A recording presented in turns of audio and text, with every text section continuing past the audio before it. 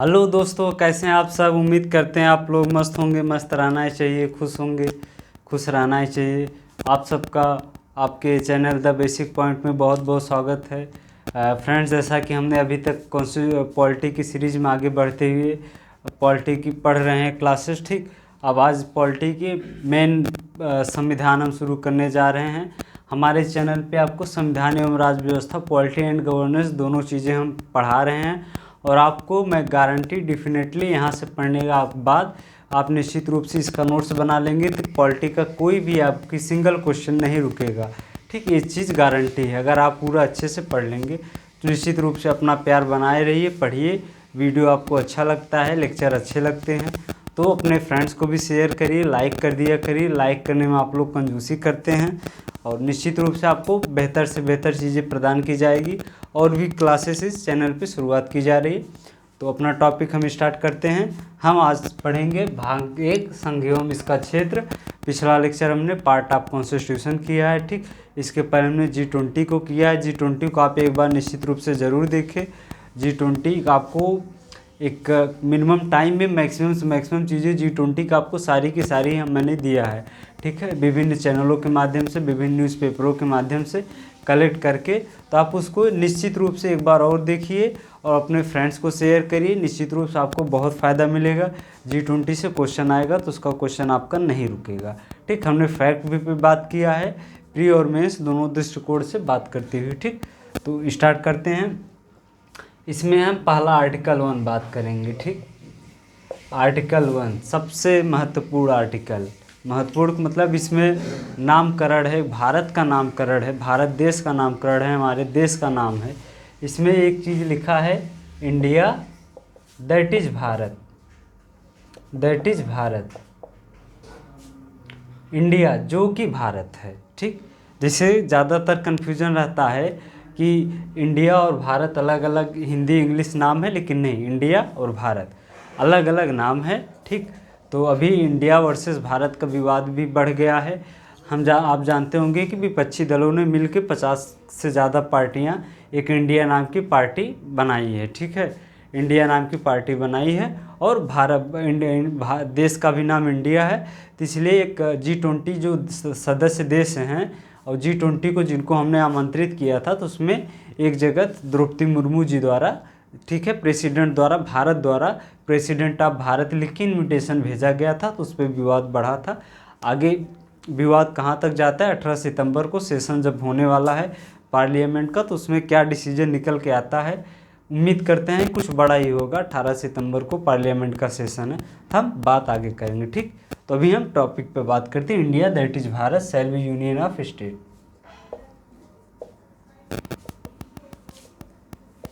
India that is Bharat shall be union of state. India जो कि भारत है, इंडिया, ठीक, जो कि भारत है, ठीक, राज्यों का संघ होगा, राज्यों का संघ होगा। तो आर्टिकल 1 हमारा इतना ही है। India that is Bharat shall be union of India. इसमें देश का नाम क्या है, देश का नाम है इंडिया, भारत, इंडिया या भारत, ठीक। भारत का शासन का स्वरूप क्या है, शासन का स्वरूप क्या है, राज्यों का संघ है, ठीक। राज्यों का संघ, राज्यों का संघ मतलब यूनियन ऑफ स्टेट।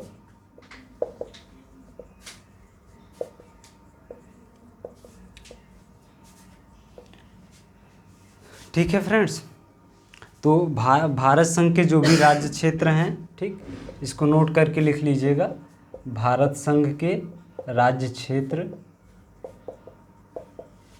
का वर्णन अनुसूची 1 में है, का वर्णन अनुसूची 1 में है। अनुसूची 1 में रहने से मतलब ये है कि कितने देश, कितने राज्य हैं, ठीक, कितने राज्य हैं और उनका नाम क्या है, कितने केंद्र शासित प्रदेश हैं, इन तमाम सभी का वर्णन अनुसूची 1 में दिया गया है। आप हमारी अनुसूची वाली क्लास देखें पिछली वाली, तो आपको उसको जो भी संविधान की अनुसूचियाँ हमने उस पर भी बात की है। तो आज हम यहाँ पे बात कर रहे हैं पार्ट 1, ठीक है। संविधान का आर्टिकल 1 से हमने शुरुआत की है, ठीक। पहला है राज्य क्षेत्र, ठीक। राज्य क्षेत्र का मतलब स्टेट, ठीक। दूसरा का है यूनियन टेरिटरी, ठीक। संघ शासित क्षेत्र या केंद्र शासित प्रदेश से तात्पर्य है कि जिस क्षेत्र पे केंद्र का शासन हो या जिस क्षेत्र पे संघ यूनियन का शासन हो, ठीक। तीसरा का है अर्जित क्षेत्र। अर्जित क्षेत्र मतलब जैसे हमने कल को पाकिस्तान को मिला लिया तो हमारा अर्जित क्षेत्र के अंतर्गत आएगा, ठीक। तो पीओके नहीं आएगा, पीओके हमारा ही है, पाकिस्तान ऑक्युपाइड कश्मीर। तो 18 सितंबर जो सेशन चलने वाला पड़े उसमें इसमें ऐसा लग रहा है कई स्टेटमेंट से मंत्रियों के, ठीक है। देखिए कोई चीज़ हम प्रिडिक्शन कैसे करते हैं, कुछ जो मंत्री हैं उनके स्टेटमेंट से हम प्रिडिक्शन कर लेते हैं, अनुमान लगाते हैं। और कुछ सेना वगैरह का अगर वहाँ पे हलचल वगैरह है, इस पे लगता है कि इसमें पीओके में भी विद्रोह चल ही रहा है, तो उम्मीद है कि कुछ थोड़ा सा बेहतर होने वाला है या कुछ बड़ा होने वाला है। अब क्या होगा तभी पता चलेगा, अभी कोई गेस नहीं किया जा सकता, लेकिन अनुमानता है कि कुछ बड़ा होने जा रहा है पीओके में, ठीक। तो आगे बढ़ते हैं। आप नोट्स बनाते हुए चलेंगे, ठीक, तभी आपको पढ़ने का भरपूर आनंद आएगा। पढ़िए, आप आनंद लेते हुए पढ़िए। मिनिमम से मिनिमम टाइम में आपको मैक्सिमम से मैक्सिमम कंटेंट प्रोवाइड कराने की कोशिश की जा रही है, ठीक। तो अब इसमें हम देख लेते हैं यूनियन ऑफ स्टेट का मतलब क्या है। यूनियन ऑफ स्टेट का मतलब है राज्यों का संघ, ठीक। देखिए इसमें एक है एकात्मक, यूनिटरी। आप हमारा लास्ट लेक्चर देख सकते हैं एकात्मक, संघात्मक, अर्धसंघात्मक वाला, तो आपको पता चलेगा। लेकिन एक वर्ड में अगर हम बात करें तो एकात्मक का मतलब है power lies in only centre, ठीक है। शक्ति केंद्र में निहित होती है, ठीक। तो यहाँ पे शक्ति का पृथक्करण नहीं होता है। एकात्मक का मतलब इतना ही है। अभी हमारे यहाँ शक्ति का पृथक्करण है। 7वीं अनुसूची में संघ सूची राज्य सूची में बंटवारा, 7वीं अनुसूची में संघ सूची, राज्य सूची, समवर्ती सूची, तीनों सूची में बंटवारा किया गया। संघ सूची जो कि केंद्र सरकार कानून बनाती है, केंद्र सरकार का नियंत्रण रहता है, केंद्र सरकार लागू करती है।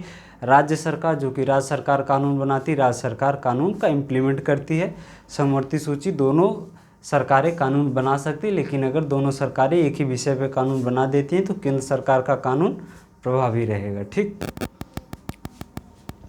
एकात्मक हो गया। एकात्मक कहाँ है? यूके। यूके मतलब ब्रिटेन में है, तो ये ब्रिटेन में लागू होता है, हमारे यहाँ नहीं, ये छोटे भूभाग पे लागू होता है, ठीक। दूसरा का है दूसरा का है परिसंघ, कॉन्फेडरेशन।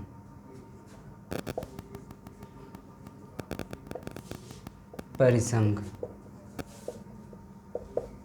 ठीक। परिसंघ कहाँ है? रसिया में है, ठीक। तीसरा का है फेडरेशन, संघ, ठीक। संघ देखिए, संघ भी दो तरीके से होता है, ठीक। इसको हम जान लेते हैं। एक हम अमेरिका के और कनाडा के संघ से तुलना कर लेते हैं। इसको हम अमेरिका कह देते हैं, ठीक, और इसको कनाडा, ठीक। वो अमेरिका के वर्तमान प्रेसिडेंट जो बाइडेन हैं और कनाडा के हैं जस्टिन ट्रूडो, जिनका आपने देखा होगा किस तरह अपमानित हुए हैं, ठीक। और वहाँ की मीडिया का मानना है कि भाई साहब जहाँ जाते हैं वहाँ पे बेइज्जती करा के ही आते हैं, ठीक। तो उनका व्यक्तित्व ही ऐसा है। अब एक तरीके से देखिए तो उनको बोलने का तरीका ही थोड़ा सा अलग रहता है, मिलने का तरीका, ठीक। तो कुछ आलोचक मानते हैं कि वो भारत के राहुल गांधी हैं, ठीक। तो आगे बढ़ते हैं। अमेरिका और कनाडा के संघ से, ठीक। इसको मान लीजिए संघ है, ठीक। इसको मान लीजिए संघ, ठीक। इसको प्रांत मान लेते हैं, छोटे छोटे प्रांत हैं, ठीक। इसको भी प्रांत मान लेते हैं, छोटे छोटे, ठीक। तो अमेरिका और कनाडा के संघ में क्या अंतर है? अमेरिका में क्या है, ये जो प्रांत दिख रहे हैं आपको, इन्होंने मिल के संघ का निर्माण किया है, ठीक। हाँ, और यहाँ क्या है, कनाडा में संघ ने प्रांतों का निर्माण किया है। हमारे यहाँ भी सेम चीज़ें हैं, ठीक, कनाडा की तरह ही है, ठीक। यहाँ पे क्या है, यहाँ पे प्रांतों को स्वायत्ता है, प्रांतों को अधिक स्वायत्ता,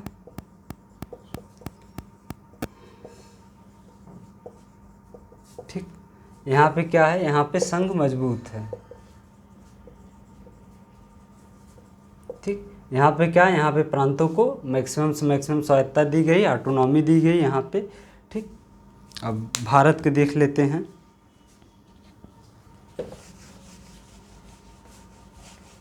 देखिए, भारत का एक तरीके से मिला जुला रूप रहता है।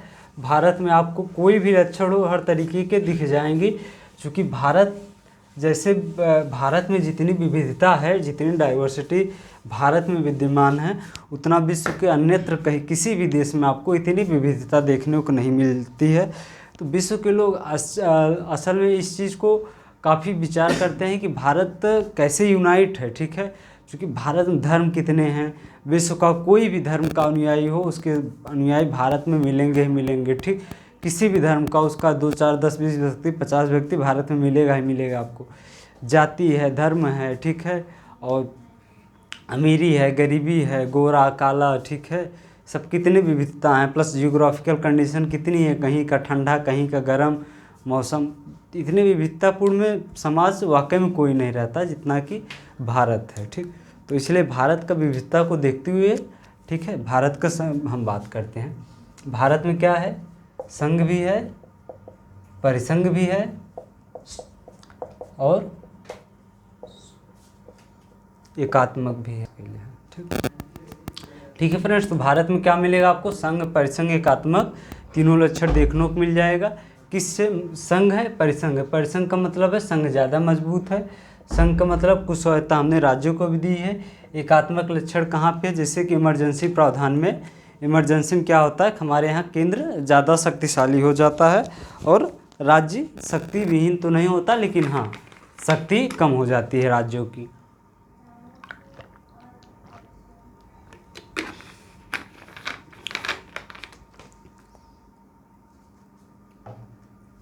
ठीक है फ्रेंड्स, ठीक। तो इसमें तीनों का लक्षण है।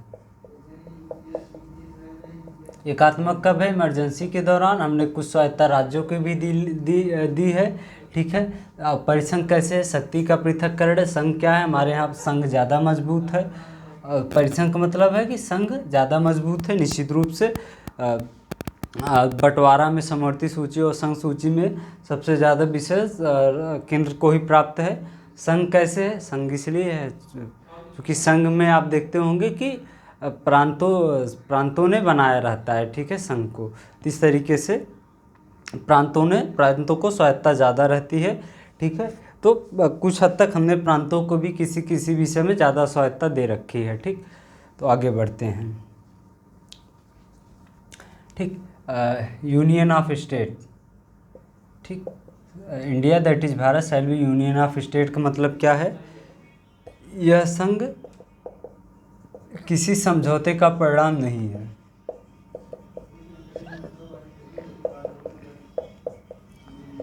यह संघ किसी समझौते का परिणाम नहीं, ठीक। यह संघ किसी समझौते का परिणाम नहीं है, मतलब राज्यों को पृथक होने का अधिकार नहीं, राज्यों को पृथक होने का अधिकार नहीं।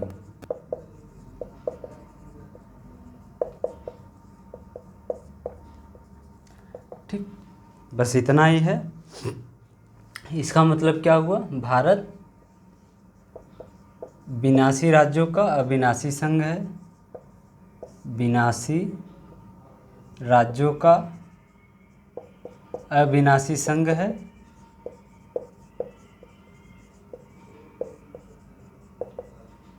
या भारत नश्वर राज्यों का अनश्वर संघ है। इसका मतलब ये हुआ, ठीक, कि भारत जो है, ठीक, इसके राज्य मतलब भारत विनाशी राज्यों का अविनाशी संघ है, ठीक। इसका मतलब ये हुआ कि भारत के जो राज्य हैं वो पृथक नहीं हो सकते हैं और भारत के राज्य को समाप्त किया जा सकता है। भारत के किसी भी राज्य के भूभाग के नाम में परिवर्तन, क्षेत्र में परिवर्तन, उनका आकार बदला जा सकता है। एक राज्य को दूसरे राज्य में मर्ज किया जा सकता है। तो इस तरीके से यही है, ठीक। और जबकि अमेरिका में ऐसा नहीं है। अमेरिका अविनाशी राज्यों का अविनाशी संघ है, मतलब वहाँ पे राज्यों के नाम में परिवर्तन, भूभाग में परिवर्तन नहीं किया जा सकता। 50 राज्य हैं, 50 ही अभी तक हैं, ठीक। आगे बढ़ें।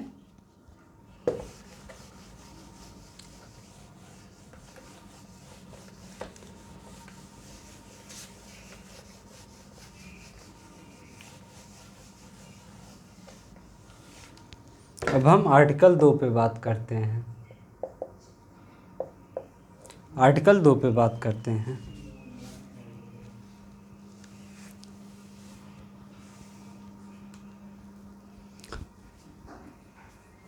आर्टिकल 2 क्या है? संसद किसी भी विधि बनाकर नए राज्यों के नाम में परिवर्तन या स्थापना कर सकती है। संसद विधि बनाकर, संसद विधि बनाकर नए राज्यों का निर्माण कर सकती है।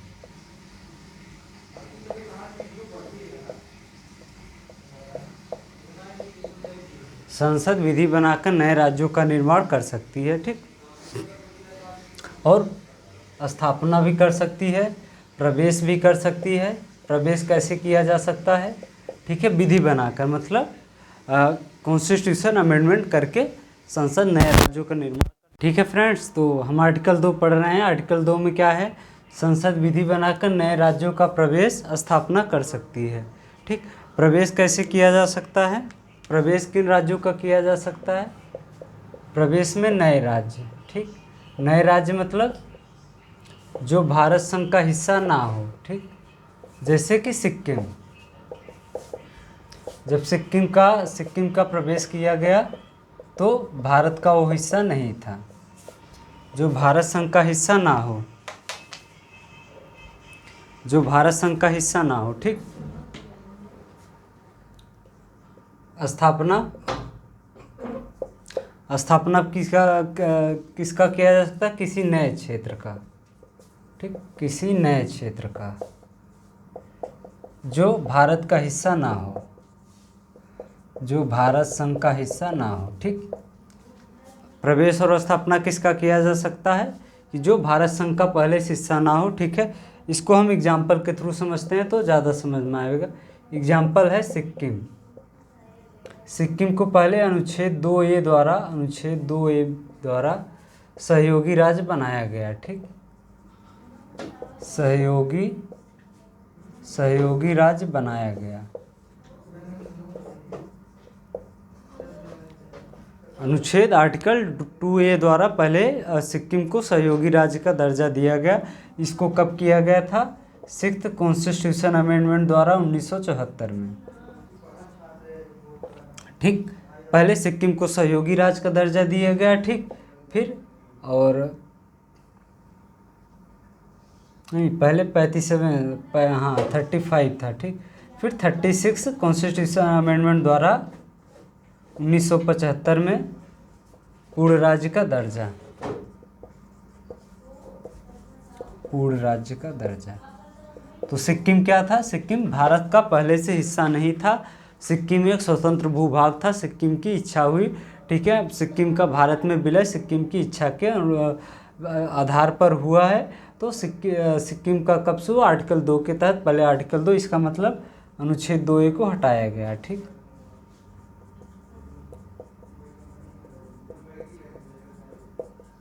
ठीक फ्रेंड्स, एक एग्जाम्पल और देख लीजिए। सिक्किम, गोवा,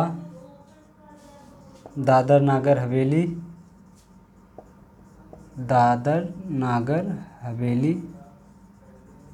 ठीक। पुडुचेरी, ठीक है। सिक्किम, दादर नागर हवेली, पुडुचेरी, दमन दीव, पुडुचेरी, दादर नागर हवेली, ठीक है। ये वर्तमान में भारत के संघ शासित क्षेत्र हैं या भारत के केंद्र शासित प्रदेश, जिसको हम यूनियन टेरिटरी के नाम से जानते हैं। और गोवा और सिक्किम भारत का राज्य क्षेत्र है, भारत के राज्य हैं। ठीक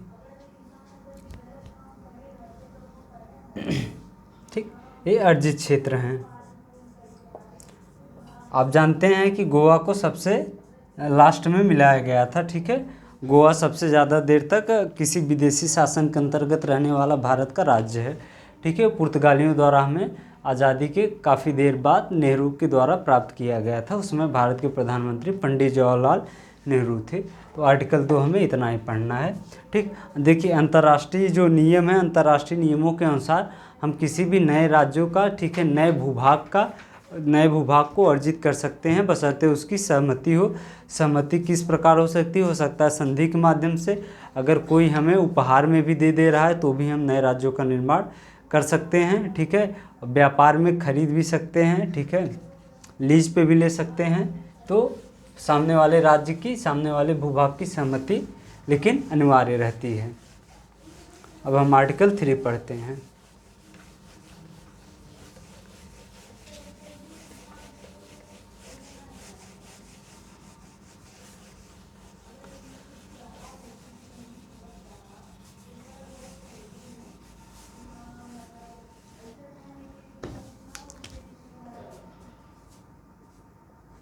आर्टिकल 2 हमारा समाप्त होता है। ठीक है, आर्टिकल 3 है संसद विधि बनाकर नए राज्यों का पुनर्गठन कर सकती है। संसद विधि बनाकर नए राज्यों का पुनर्गठन कर सकती है।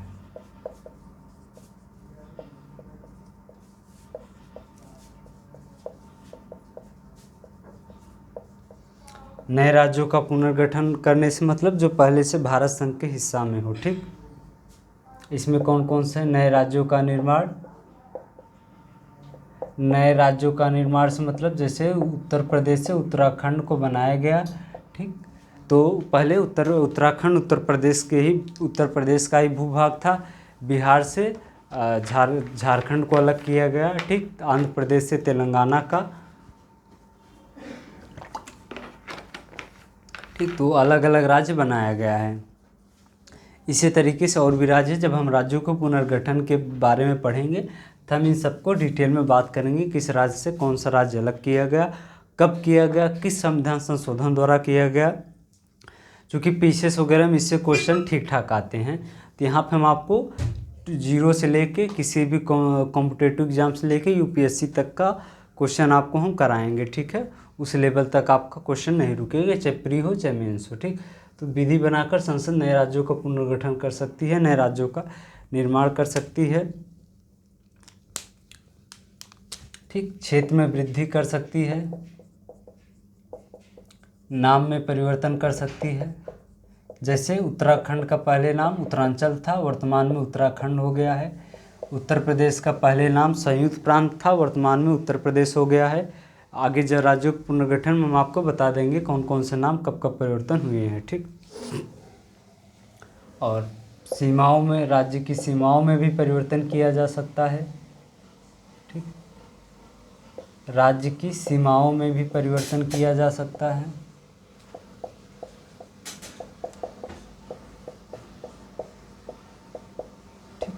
बस आर्टिकल 3 इतना ही है। संसद विधि बनाकर नए राज्यों के प्रवेश कर सकती है, नए राज्यों का गठन कर सकती है, विनिर्माण कर सकती है।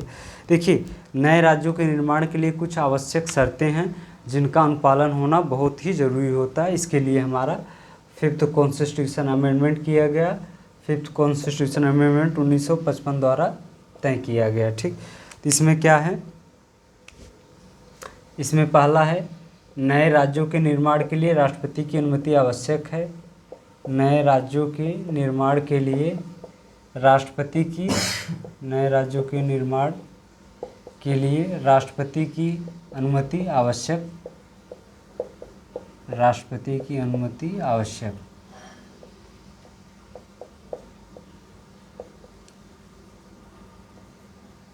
नए राज्यों के निर्माण के लिए राष्ट्रपति की अनुमति आवश्यक है। ठीक है, और जो भी प्रभावित होने वाले ठीक प्रभावित होने वाले राज्यों से तय सीमा में राय मांगी जाएगी। तय सीमा में राय मांगी जाएगी।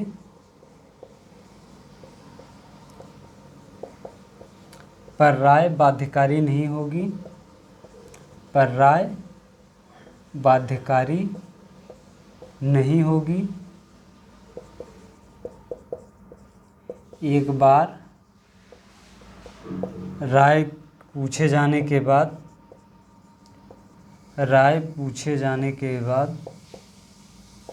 यदि कोई परिवर्तन होता है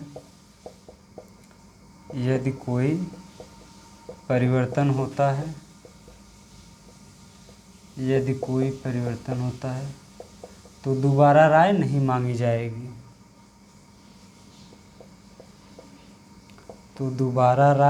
मांगी जाएगी। ठीक। एग्जाम्पल में ठीक आंध्र प्रदेश ने तेलंगाना पर सहमति नहीं दी थी।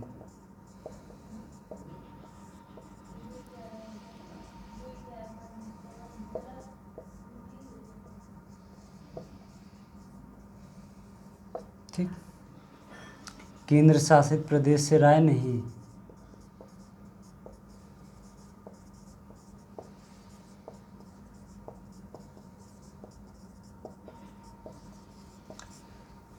ठीक फ्रेंड्स, तो आर्टिकल 3 हमारा इतना ही था। और आर्टिकल 3 में संसद विधि बनाकर राज्यों का पुनर्गठन कर सकती है, नए राज्यों का निर्माण कर सकती है, नए राज्यों के क्षेत्र में वृद्धि कर सकती है, नाम में वृद्धि कर सकती है, राज्य की सीमाओं में वृद्धि कर सकती है। ठीक। और अगर जैसे नए राज्यों का निर्माण के लिए, नाम के परिवर्तन के लिए कुछ महत्वपूर्ण आवश्यक शर्तों द्वारा महत्वपूर्ण किया गया, जो कि 5th कॉन्स्टिट्यूशन अमेंडमेंट 1955 द्वारा संशोधन करके लाया गया। इसके तहत नए राज्यों के निर्माण के लिए राष्ट्रपति की अनुमति एक कंपलसरी है। और अगर प्रभावित होने वाले राज्यों से एक बार राय मांगी जाएगी। ठीक है, पर उनकी राय बाध्यकारी नहीं होती है। अगर एक बार उनकी राय मिल जाने के बाद दोबारा नाम में परिवर्तन, संशोधन कुछ करना होता है तो दोबारा राय मांगे जाने की आवश्यकता नहीं है। ठीक। केंद्र शासित प्रदेश से राय नहीं मांगी जाती है।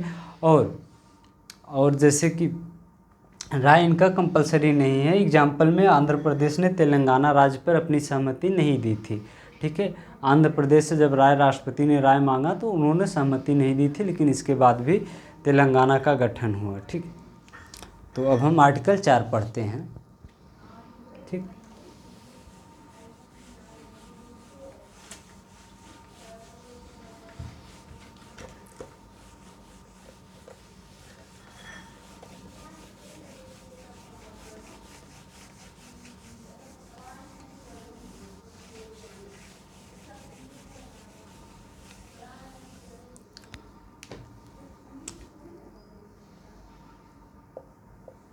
देखिए, आर्टिकल 4 सिंपल सा है कि यदि संसद अनुच्छेद 2 और 3, अनुच्छेद का मतलब आर्टिकल, अनुच्छेद 2 और अनुच्छेद 3, ठीक है, कि अनुपालन में कोई विधि बनाती है, कि अनुपालन में कोई विधि बनाती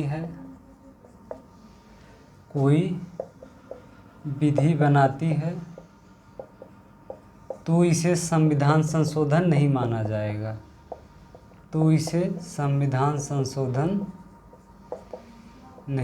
जाएगा। सीए का मतलब कॉन्स्टिट्यूशन अमेंडमेंट, संविधान संशोधन। ठीक है, इसका मतलब ये आर्टिकल 368 से बाहर रहेगा। आर्टिकल 368 से बाहर, इसका मतलब सामान्य बहुमत से भी संसद नए राज्यों के निर्माण, गठन, अर्जित नए राज्यों के प्रवेश ये सब कर सकती है। तो ठीक है फ्रेंड्स, आगे बढ़ें। ठीक, तो आगे बढ़ते हैं। इसको आर्टिकल 368 के तहत नहीं माना जाएगा। तो इसके तहत अनुच्छेद 1 और 4 में, अनुच्छेद 1 और 4 में संशोधन होगा। ठीक, एक में क्यों होगा? एक में इसलिए होगा क्योंकि एक में ही हम अपने राज्यों का डिटेल के बारे में वर्णन करते हैं। अनुच्छेद 1, ठीक, भारत एवं राज्यों, India that is Bharat shall be union of state. ठीक, और संसद इसके लिए पूरक विधियां भी बना सकती है इसके निर्माण के लिए। तो आर्टिकल 4 इतना ही है। ठीक, अब कुछ सुप्रीम कोर्ट डिसीजन है उसको हम देख लेते हैं आर्टिकल 4 के बारे में। ठीक, एक मंगल सिंह है, ठीक है, मंगल सिंह बनाम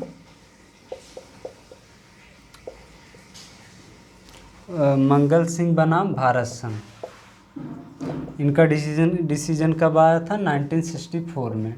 देखिए, आप पढ़ते हैं मंगल सिंह वाद भारत संघ, इसका मतलब है कि इधर से भारत की तरफ से भारत वकील था विपक्ष में, पक्ष में मंगल सिंह थे, मंगल सिंह व्यक्ति हैं। ठीक,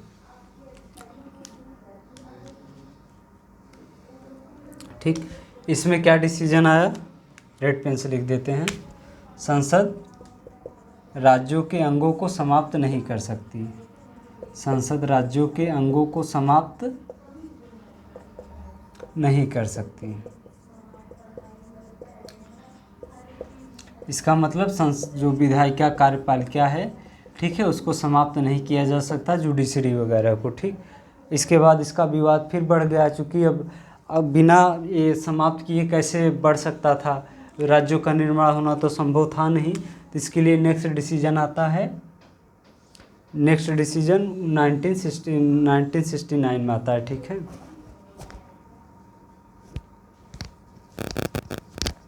ठीक, इसका नाम था कि क्षेत्र विवाद निपटारा के लिए, क्षेत्र विवाद निपटारा के लिए, क्षेत्र विवाद निपटारा के लिए संसद, ठीक है, जैसे कोई भी, जैसे बांग्लादेश और भारत का जो डिस्प्यूट था उसी मामले में आया है। ठीक है, ठीक है, संसद क्षेत्र विदेशकों को दे सकती है, विदेशकों को दे सकती है, लेकिन संविधान संशोधन द्वारा, बट कॉन्स्टिट्यूशन अमेंडमेंट द्वारा। ठीक, तो सुप्रीम कोर्ट का निर्णय इतना ही आता है। एक बेरुबरी मामला आता है, बेरुबरी मामले को हम पढ़ लेते हैं। ठीक,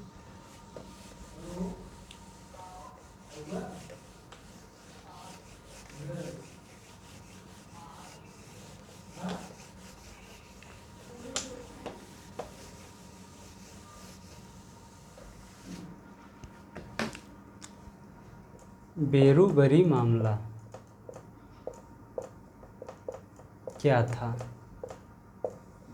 ठीक, जैसे कि बेरुबरी मामला को लेके अक्सर कन्फ्यूजन रहता है कि क्या था, मतलब, ठीक, तो इसके बारे में हम पढ़ लेते हैं। ठीक, समय है 1958 का। ठीक, समय कब का है? 1958 का, भारत की आज़ाद होने से 10 साल पहले का लगभग। ठीक, 10 साल बाद का, सॉरी। ठीक है, 1958 में भारत एवं पाकिस्तान, ठीक, इंडिया एंड पाकिस्तान, कौन सा पाकिस्तान? ईस्ट के मध्य समझौता, जो वर्तमान में बांग्लादेश है। ठीक, तो इंडिया और पूर्वी पाकिस्तान के मध्य समझौता होता है। ठीक, समझौता क्या होता है? बेरुबरी क्षेत्र पाकिस्तान को देना। ठीक है, समझौता होता है, बेरुबरी क्षेत्र पाकिस्तान को देने का निर्णय लिया जाता है भारत सरकार द्वारा, पाकिस्तान को देने का निर्णय भारत सरकार द्वारा लिया जाता है। बेरुबरी मामला क्या है कि पाकिस्तान को बेरुबरी क्षेत्र है, ठीक है, जो कि वर्तमान बांग्लादेश में है, ठीक। इससे विवाद बढ़ा, ठीक, क्योंकि विपक्ष भी आ गया है तब तक, ठीक, विपक्ष बहुत नहीं लेकिन विवाद बढ़ने लगा, ठीक है। अब इसके बाद आर्टिकल 143 आगे हम पढ़ेंगे। आर्टिकल 143 क्या है कि राष्ट्रपति किसी भी समय पर, किसी भी समय में राष्ट्रपति सलाह मांग सकता है। तो राष्ट्रपति ने सुप्रीम कोर्ट से सलाह मांगना है। तो सुप्रीम कोर्ट से सलाह मांगने के लिए राष्ट्रपति किस अनुच्छेद के तहत प्रयोग कर सकता है? तो आर्टिकल 143 के तहत राष्ट्रपति सुप्रीम कोर्ट से सलाह मांग सकता है, ठीक। अब सुप्रीम कोर्ट का क्या सलाह आता है वो भी सुन लीजिए, ठीक। सुप्रीम कोर्ट का सलाह आता है, ठीक, कि आर्टिकल 2 और 3 के तहत नहीं दे सकते, संविधान संशोधन करना पड़ेगा, कॉन्स्टिट्यूशन अमेंडमेंट करना पड़ेगा, ठीक। तो आर्टिकल 2-3 के तहत नहीं दिया जा सकता, लेकिन संविधान संशोधन करके दिया जा सकता है। तो 1960 में, ठीक है, 58 में निर्णय किया गया, इसके बाद विवाद बढ़ता है। तो 1960 में 9th कॉन्स्टिट्यूशन अमेंडमेंट द्वारा, ठीक है, 9वां संविधान संशोधन किया जाता है। 9वें संविधान संशोधन कब किया जाता है? और 1974 का समय आता है। 1974 में, ठीक है, ये समझौता तब तक बांग्लादेश बन चुका है। भारत एवं बांग्लादेश के मध्य समझौता होता है, भारत एवं बांग्लादेश के मध्य समझौता,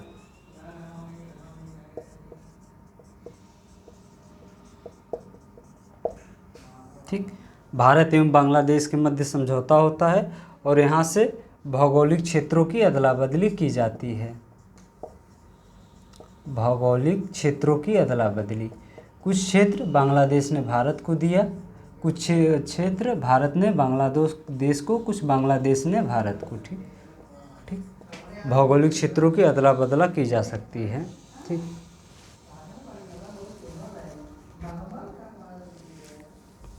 ठीक, इसके बाद 100वां संविधान संशोधन करके इसे कन्फर्म किया गया, कन्फर्म, ठीक। इसको अदला बदला समझौता के नाम से जाना जाता है, ठीक। तो आर्टिकल 1 क्या है? India that is Bharat shall be union of state. Second क्या है कि संसद नए राज्यों का निर्माण कर सकती है, नए राज्यों का प्रवेश कर सकती है, स्थापना कर सकती है। प्रवेश और स्थापना किस राज्य का किया जा सकता है? जो कि पहले भारत संघ का हिस्सा ना हो।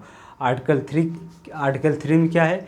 आर्टिकल 3 में संसद नए राज्यों का निर्माण गठन कर सकती है, उनके नामों में परिवर्तन, उनके राज्य क्षेत्र में परिवर्तन, ठीक है, और उनके सीमा क्षेत्र में परिवर्तन किया जा सकता है, लेकिन उसी राज्यों का जो भारत संघ का हिस्सा हो।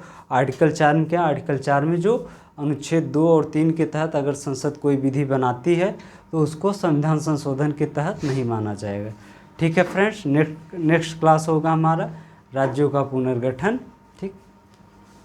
और बाकी ज्योग्राफी की क्लासेस चल रही है हमारी हर्षित सर द्वारा, तो आप उसको भी देखते रहिए, ठीक। और भी जैसे जैसे, ठीक है फ्रेंड्स। तो जैसा कि पॉलिटी हम आपको पढ़ा रहे हैं, पॉलिटी की क्लासेस कंटिन्यू चल रही है। इसके पहले हमने G20 की क्लास किया है। G20 को क्लास आपको ज़रूर से ज़रूर देखना चाहिए, उसको अपने फ्रेंड को ज़्यादा से ज़्यादा शेयर करिए। हमारे हर्षित सर द्वारा जियोग्राफी की क्लासेस स्टार्ट की जा रही है। जैसा कि सिलेबस का इंट्रो वीडियो आप अपलोड हो चुका है, तो आपको सिलेबस देखिए। इसके बाद नेक्स्ट डे से आपको सिलेबस के अकॉर्डिंग जैसे सिलेबस बताया गया है, कंप्लीट जियोग्राफी की क्लासेस इस प्लेटफॉर्म पे आपको अवेलेबल कराई जाए, ठीक है फ्रेंड्स। तो जियोग्राफी की क्लासेस हमारे हर्षित सर द्वारा स्टार्ट की जा रही है, ठीक। और जियोग्राफी आपको कंप्लीट जियोग्राफी का इस प्लेटफॉर्म पे आपको अवेलेबल कराई जाएगी, ठीक। और भी सब्जेक्ट हैं, ठीक है, हमारे अभिषेक सर द्वारा, ठीक, जो कि इलेक्ट्रिकल से डिप्लोमा है, ठीक है, बीटेक है। तो उनके द्वारा आपको इलेक्ट्रिकल से जितने भी इलेक्ट्रिकल जो भी आपके सहयोग में हैं, साथी हैं जो कि इलेक्ट्रिकल टेक्निकल फील्ड से हैं, जेई जूनियर इंजीनियर की तैयारी कर रहे हैं, जिसमें इसरो DRDO के जो पद आते हैं, ठीक है, उनकी भी तैयारी इस प्लेटफॉर्म पे आपको कराई जाएगी। Thanks for watching, like, subscribe.